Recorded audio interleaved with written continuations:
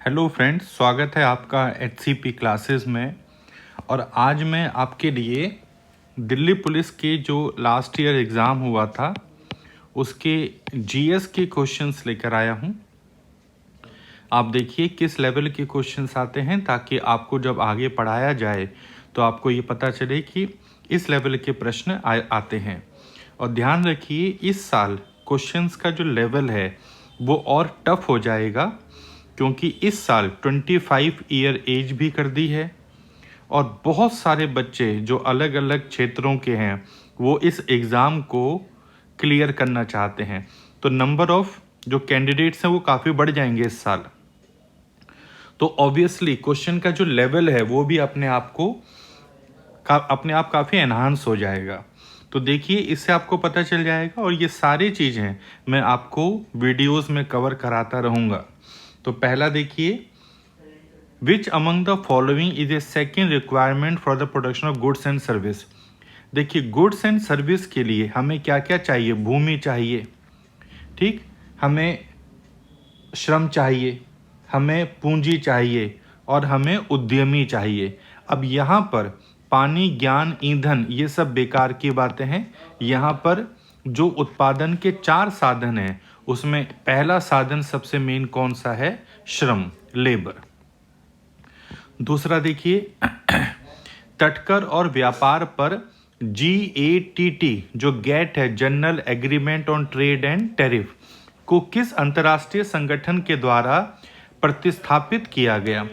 तो पहले गेट था, गेट, और हम जानते हैं कि 1 जनवरी 1995 में गेट का नाम चेंज करके क्या कर दिया? WTO, world trade organisation. Easy question था, सबको पता होना चाहिए। फिर देखिए, फार्मर्स और किस राज्य के किसान भारत में आधुनिक खेती पद्धतियों की कोशिश करने वालों में सबसे पहले किसान थे? तो ध्यान रखना, क्योंकि यहाँ पे हरियाणा नहीं है, तो देखिए पंजाब ने, हरियाणा और यूपी, ये किसानों ने सबसे पहले आधुनिक खेती प्रणालियों को एडॉप्ट किया था। तो इसमें हरियाणा क्योंकि ऑप्शन में नहीं है, तो आंसर हो जाएगा पहला और दूसरा, पंजाब और उत्तर प्रदेश। उसके बाद देखिए, स्टॉक इज द स्टॉक, या वो भंडार, भारत के खाद्य निगम जो FCI की स्थापना हुई थी जब 1964-65 में भारत में भीषण अकाल आया, तो उस अकाल के बाद FCI की स्थापना की गई, और उसी साल 1965-66 में भारत में बफर स्टॉक की अवधारणा आई।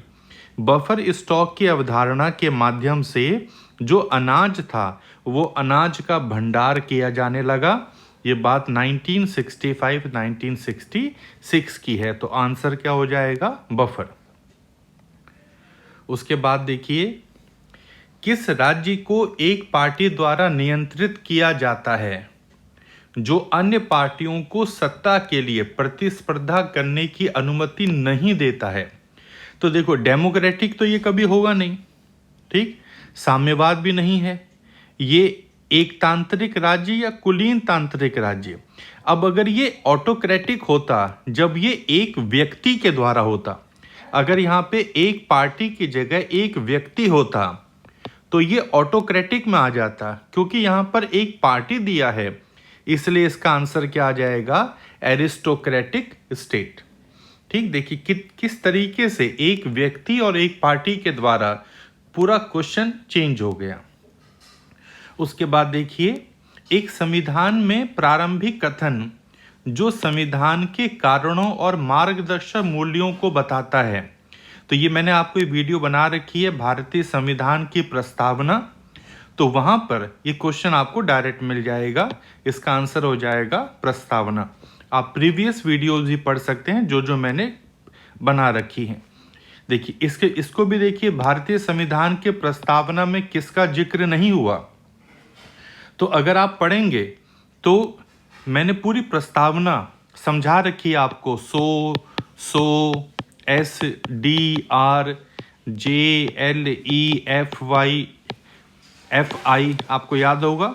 तो इसमें मैंने जस्टिस की बात भी करी, J, L से लिबर्टी की बात भी करी और E से इक्वलिटी की बात करी।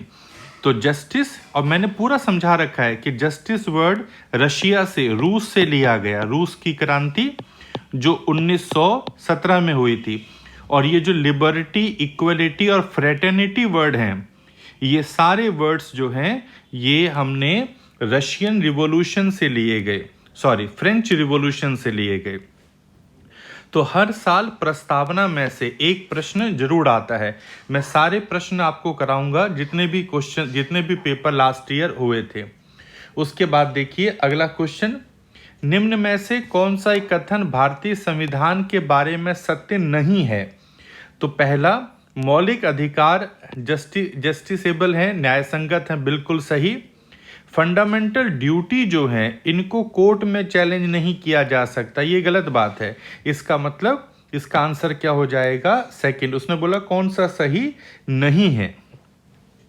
अगला क्वेश्चन देखें, एंशिएंट इंडिया में 1/6 भाग जो फसल का लिया जाता था उसको कहते थे भाग। ठीक, अगर ये 1/10 होता तो इसे दशांक कहते, अगर ये 1/4 होता तो इसे चौथ कहते। ठीक, ऐसे ही खराज ये बहुत सारे होते थे जो उपज के अलग अलग भाग लिए जाते थे। अब ये क्वेश्चन देखिए बहुत बढ़िया क्वेश्चन था, जिसने पढ़ रखा होगा उसके लिए, देखिए जीएस में अगर आपने पढ़ रखा है तो आपके लिए बहुत आसान है, अदरवाइज आपके लिए बहुत मुश्किल है। मगध महाजनपद में 2 शक्तिशाली राजा कौन थे? जब हम एंशिएंट हिस्ट्री पढ़ते हैं तो उसमें हम बिंबिसार और अजात शत्रु के बारे में पढ़ते हैं, और ये वत्सकार थे, पर ये इतने कोई महान राजा नहीं थे, इसलिए आंसर हो जाएगा पहला और दूसरा। उसके बाद देखिए वर्ष 1884, ये गलत छपा हुआ है, पेपर में भी गलत आया था, ये 1884 की जगह 1894 में आएगा। जब मैंने आपको महात्मा गांधी पूरा चैप्टर कराया था तो आप वहां पर इसको पढ़ सकते हैं। महात्मा गांधी ने नटाल कांग्रेस की स्थापना 1894 में कहां पर करी थी? साउथ अफ्रीका के डरबन में। उसके बाद देखिए सविनय अवज्ञा आंदोलन, ये भी महात्मा गांधी के उसमें पढ़ा रखा है आपको। सविनय अवज्ञा आंदोलन 1930 में स्टार्ट हुआ था, सविनय अवज्ञा आंदोलन। प्राचीन भारत में जैन धर्म मुख्य रूप से डैश द्वारा समर्थित था। तो जैन धर्म को जो समर्थन मिला था वो व्यापारी वर्गों के द्वारा इसको सबसे ज़्यादा समर्थन मिला था, मुख्य रूप से प्रारंभिक समय में। और उसके बाद में जो अन्य लोग थे, किसान जो थे, ये जनरली जैन धर्म से दूर रहे थे, क्योंकि जैन धर्म में हल चलाने को भी मना किया गया था, क्योंकि जब हल चलाते हैं तो बहुत सारे नीचे जो जीव जंतु हैं वो मर जाते हैं, जिसका किसानों ने क्या किया था? विरोध किया था। इसका मतलब इसका आंसर क्या आ जाएगा? सेकंड, व्यापारी। उसके बाद देखिए भगवान महावीर लिच्छवी वंश के राजकुमार थे, जो डैश का समूह है। देखिए लिच्छवी जो था ये वज्जी का एक पार्ट था, वज्जी संघ का एक समूह था। ये आपको जो 16 महाजन पद होते हैं, इन 16 महाजन पदों में ये आपको समझ में आएगा। उसके बाद निम्नलिखित में से किस भारतीय राज्य में कर्क रेखा नहीं गुजरती? अब देखो कर्क रेखा यूपी से नहीं गुजरती, गुजरात से, झारखंड से, एमपी से, छत्तीसगढ़ से, त्रिपुरा से।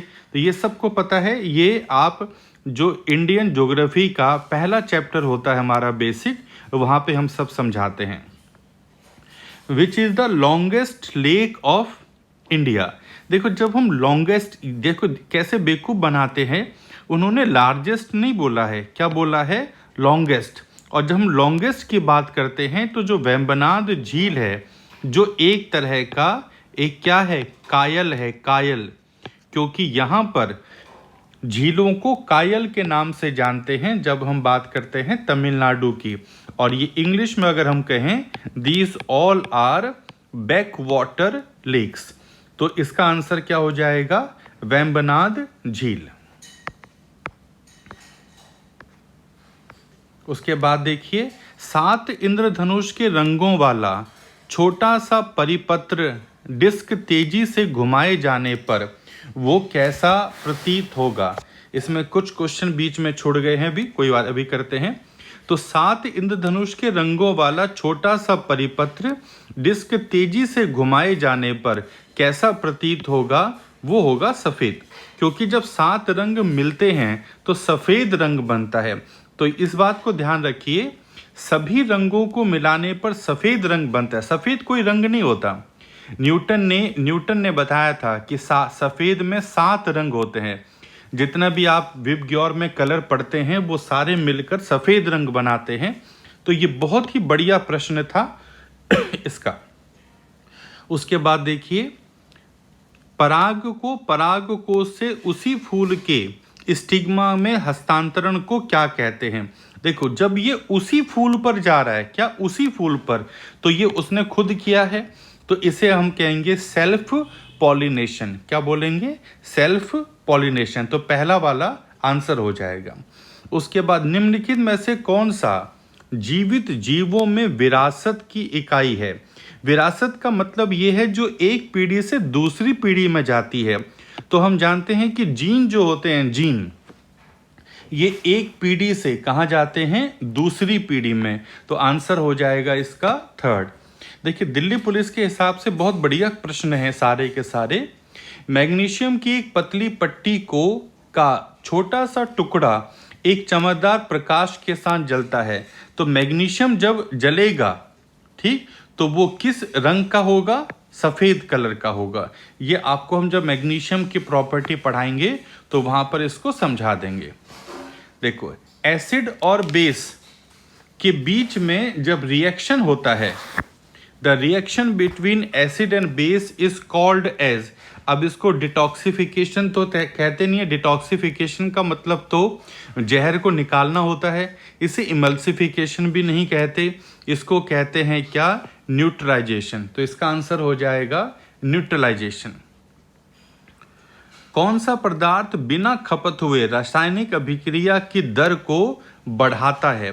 तो देखिए, कैटलिस्ट जो होते हैं, कैटलिस्ट ये रासायनिक प्रक्रिया की दर को बढ़ाते भी हैं और कई बार कम भी कर देते हैं, ठीक। तो ये कैटलिस्ट कहलाते हैं।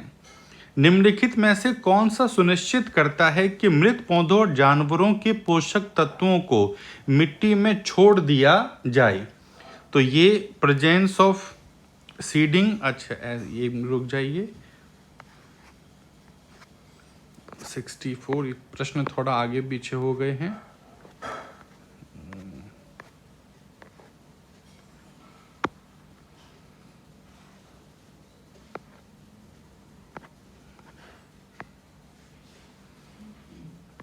अच्छा, ठीक है।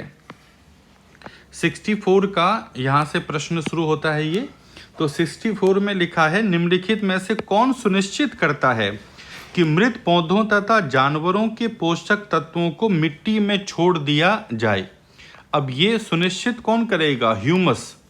आपको सॉइल जो चैप्टर कराया है, सॉइल चैप्टर में आप इसको पढ़ सकते हैं, मैंने उसमें आपको ये सारा समझाया है। उसके बाद देखिए, प्रकाश पोषक तत्व तथा स्थान के लिए समान स्थान पर पनप रहे जीवों के मध्य उपयोगिता के विषय में क्या कहा जाता है? तो देखिए, ये भी बहुत बढ़िया प्रश्न है। अब इसमें इट डज नॉट एग्जिस्ट, क्या ये एग्जिस्ट नहीं करते?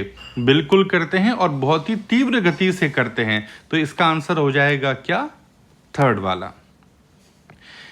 किस राज्य ने राज्य के सभी सरकारों स्कूलों में हमारी शाला जैसी हो कैसी हो शाला सिद्धि कार्यक्रम? अब ये उस समय का करंट अफेयर था जो इस समय मुझे याद नहीं है कि वो क्या था, पर अभी भी ऐसे बहुत सारे कार्यक्रम करंट अफेयर में जो आएंगे वो आपको याद करने पड़ेंगे, क्योंकि करंट अफेयर 1-2 महीने के याद रहते हैं। जो 1-1.5 साल पहले ऐसे करंट अफेयर हुए तो उन्हें याद रखना अब बहुत ही मुश्किल काम है। उसके बाद देखिए, कौन सी एग्रो प्रोसेसिंग क्लस्टर और समुद्री कृषि प्रसंस्करण के विकास के लिए नई केंद्रीय क्षेत्र की योजना है? ये उस समय का करंट अफेयर है और ये प्रधानमंत्री कृषि संपदा योजना थी। काफ़ी इंपॉर्टेंट योजना थी, इसलिए ये याद है थोड़ी। अब इसी तरह जो नई योजनाएं आई हैं वो इस साल, ये करंट अफेयर का क्वेश्चन है, तो नहीं भी अगर आपको याद है तो चल जाएगा। ये भी करंट अफेयर का क्वेश्चन है। भारत वैज्ञानिकों ने ब्रह्मांड के अब तक की दर्ज की गई सबसे प्राचीन डैश आकाश गंगा की खोज की गई है। तो ये प्रश्न भी अब थोड़ा सा मुश्किल हो जाएगा, क्योंकि उस समय ये बहुत आसान होगा, क्योंकि करंट अफेयर से रिलेटेड था।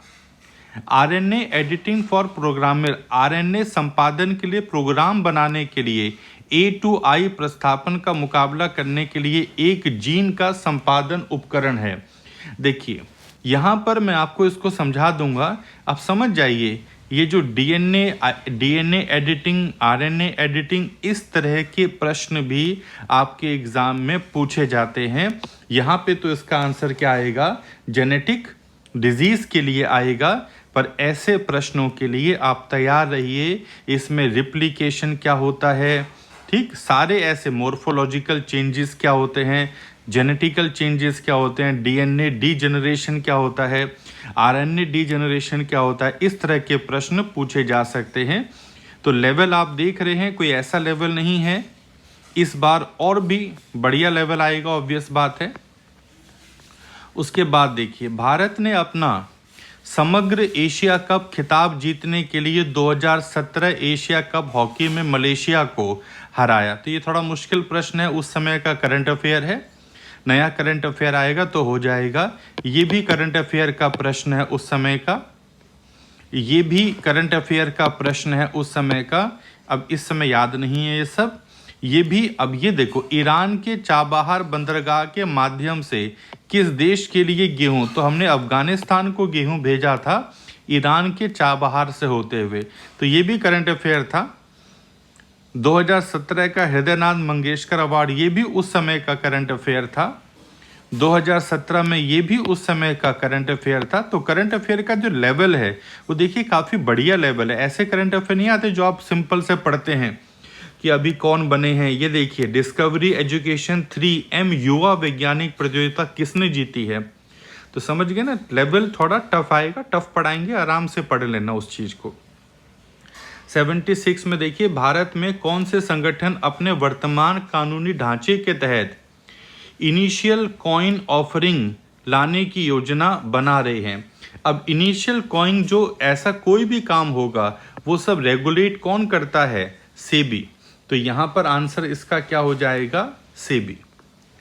ये भी उस समय का करंट अफेयर था, ये भी उस समय का करंट अफेयर है। तो अब देखिए, भारत में बिजनेस ऑप्टिमिज्म इंडेक्स, तो आप ये मत समझिए कि नॉर्मल इंडेक्स आते हैं, गरीबी सूचकांक और ये ऐसे सूचकांक भी पूछे जाते कि भारत बिजनेस ऑप्टिमिज्म इंडेक्स में किस स्थान से पर खिसक गया है।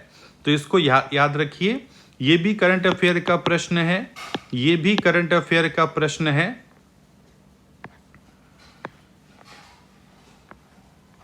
अब देखिए, ये सारे के सारे जो प्रश्न थे ये करंट अफेयर के थे। हाँ, ये भी, भारत में आर्द्र भूमि के नियमों का किस वर्ष का संस्करण 26 सितंबर 2017 को नए प्रस्तापित किया जाएगा। तो वेटलैंड का जो कंजर्वेशन पहले था वो 2010 में आया था, 2017 में उनको चेंज किया। तो जो भी चीज़ें इस साल चेंज होगी वो कब आई थी, जैसे नई शिक्षा नीति आई है इस साल, तो पुरानी शिक्षा नीति के बारे में पूछ लेंगे। भारत में पहली शिक्षा नीति कब आई, उसमें भारत की किस शिक्षा नीति में 6% GDP का खर्च करने का लक्ष्य बनाया गया था, जो इस बार भी लक्ष्य है। तो ऐसे प्रश्न पूछे जाएंगे। उसके बाद देखिए, तलानोवा वार्ता, एक तलानोवा वार्ता है, ये कहाँ से संबंधित है, में 3 मुख्य प्रश्नों के आसपास संरचित है। कौन सा 3 प्रश्नों में से एक नहीं है, तो ये where are we, where we want to go and how do we get there. ये एक एम्बिशियस प्रोग्राम था जो फिजी में हुआ था। हम कहाँ हैं, हमें कहाँ जाना है और हम कहाँ पहुँच जाएंगे। ये एक तरह का पर्यावरण को बचाने के लिए एक समझौता हुआ था। तो इससे बढ़िया प्रश्न इसमें नहीं पूछा जा सकता। अगस्त 2017 में यूपी का स्वच्छता अभियान के लिए ब्रांड एम्बेसडर किसे बनाया गया था? तो उस साल अक्षय कुमार थे। और यहाँ पर who is the youngest Indian to climb, ये भी करंट अफेयर का ही प्रश्न था उस साल। तो अभी ये शायद काम्या कार्तिकेयन थी, अभी याद नहीं भी है तो चल जाएगा। आरती शाह तो बिल्कुल नहीं थी। ये भी करंट अफेयर का क्वेश्चन है, ठीक। और ये भी देखो करंट अफेयर का question, which country become the first ever nation to leave the international criminal court? जो आईसीसी को छोड़ा गया था, याद है ना, आईसीसी को छोड़ने वाला पहला देश कौन था इंटरनेशनल क्रिमिनल कोर्ट को? तो अगर याद हो तो उस समय बुरुंडी, रवांडा ये सुने होंगे, तो वहां पर बुरुंडी ने इसको छोड़ा था। ये भी बहुत मुश्किल प्रश्न था। किस देश का पासपोर्ट 159 के वीजा मुक्त स्कोर के साथ दुनिया का सबसे शक्तिशाली पासपोर्ट बन गया है? ये उस समय का प्रश्न था, जो सिंगापुर, जिसका क्या था आंसर था। तो ऐसे प्रश्न देखिए, बहुत ही बढ़िया लेवल के प्रश्न हैं ये। तो अगली वीडियो में मैं दूसरा पेपर लेके आऊँगा। लाइक, शेयर और सब्सक्राइब